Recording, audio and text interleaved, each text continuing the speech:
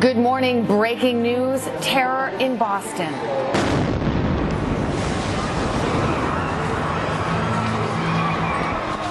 Overnight, police interviewing two men in connection with the deadly attack at the Boston Marathon. The president vowing swift justice. Make no mistake, we will get to the bottom of this. But more questions than answers as a nation comes together to mourn the victims today, Tuesday, April 16th, 2013.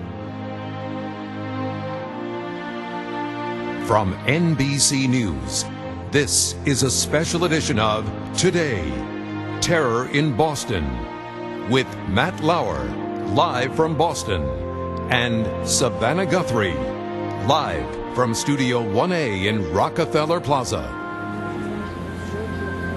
And good morning. Welcome to a special edition of Today on this Tuesday morning as we cover a story still unfolding at this hour. I'm Savannah Guthrie. Matt Lauer is in Boston this morning on Matt, what is obviously an emotional and terrible day there.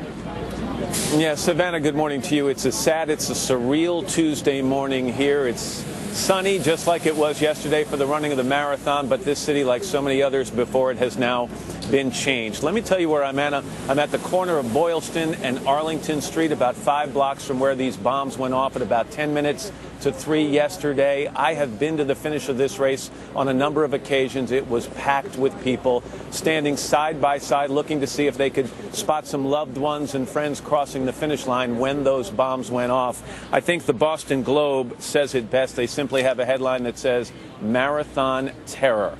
We can tell you that overnight, we know some developments took place. Police went to Revere, Massachusetts. That's about 10 miles from here to the north. It's a suburb. And they served a search warrant at an apartment there. They interviewed 2 men this morning. They're only saying that that search warrant and those interviews were related to the investigation. They're saying nothing more than that.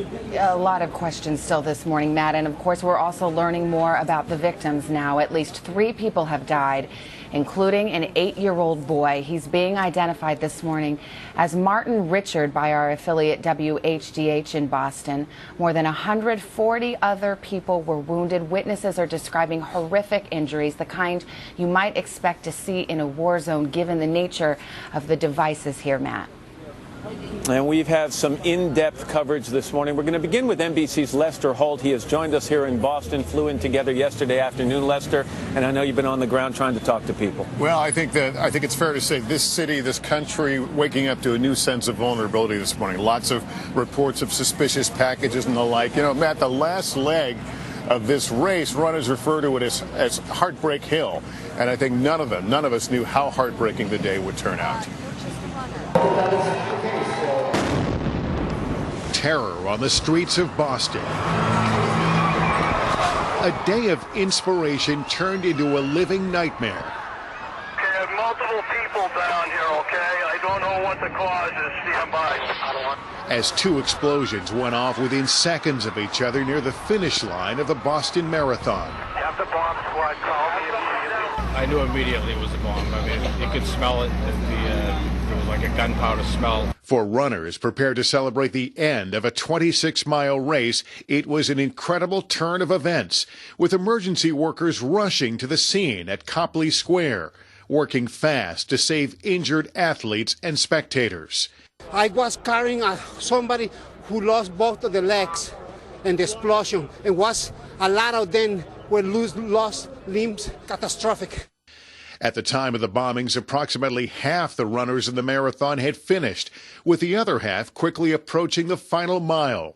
Confusion, shock, and fear struck those now separated from loved ones. There were just families all around us with kids, yelling and screaming, and we just wanted to try and get away as quick as possible. A scene of chaos usually reserved for the battlefield. This is like a bomb explosion that we hear about in the news in Baghdad or Israel. Over 100 injured were rushed to Boston's major hospitals for treatment. More than 23,000 runners from 96 countries plus thousands of fans were gathered downtown for the annual race. A third explosion was rumored to have occurred around 4:20 p.m. on Monday at the nearby John F. Kennedy Library. though further investigation indicates it may have been an unrelated maintenance fire. This morning, the National Guard has secured the area where the blast occurred, and officials say the FBI is now leading the investigation. It will be an ongoing investigation. It is a criminal investigation that is a potential terrorist investigation. Initial reports indicate the bombs included BBs and other objects aimed at inflicting the most harm possible. Overnight, police went to an apartment building in Revere, Massachusetts, and interviewed 2 men. Security has been increased in other major cities, including New York and Los Angeles. From the White House, President Obama pledged to hunt down those responsible. Make no mistake, we will get to the bottom of this, and we will find out who did this. We'll find out why they did this. Any responsible individuals, any responsible groups will feel the full weight of justice. Monday was Patriots' Day in Massachusetts, and the Boston Marathon is usually a day of celebration. For many, it will now be remembered as a day of shock, sorrow, and terror. To the extent Boston will be back in business today, except for this huge crime scene that extends behind me for about a mile, 3 blocks on either side, an area closed off to business owners and even residents who live in this area. And Savannah, we should note public transit passengers have been warned there will be random searches on the T here of bags and other objects. All right, Lester in Boston, thank you so much. Let's get to NBC's justice correspondent Pete Williams following overnight developments in the investigation. Pete, good morning. And it seems in some ways there is no clearer picture as to who may be behind this. Oh, I think that's certainly true, although there is high hope that they will be able to answer that shortly. They know for certain the attack involved 2 bombs, but many other packages found on the street were deemed suspicious and destroyed, and that took a lot of time last night. There were many packages to check because after the explosions, officials say many people simply dropped what they were carrying and ran, leaving their packages behind. There were conflicting accounts about whether investigators found 2 unexploded bombs, but this morning a senior law enforcement official says it now appears there were no unexploded devices, just the 2 that went off. Several officials say those bombs that did go off included shrapnel to multiply the injuries, BBs, and ball bearings. Investigators are studying surveillance video to see if they can see anyone actually placing packages at the points where these bombs went off. There is video, they say, showing a person from the back carrying 2 backpacks, but they say it's too soon to know whether that had anything to do with the attack. Authorities stress this morning that there is no suspect in custody, but they did talk at length last night to a 20-year-old Saudi man who was here on a currently active student visa. He was seen running from the area. He had burns. He was questioned for hours, and it's his home that was searched last night in the Boston suburb of Revere.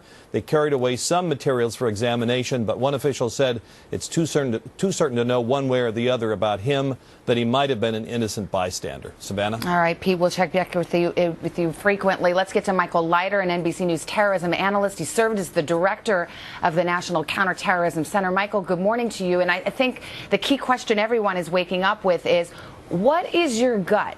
Does this strike you as bearing the hallmarks of some kind of domestic terrorism, or do you suspect it may be an act of international terrorism? I know it's not very satisfying, but from my experience at the National Counterterrorism Center, you don't follow your gut.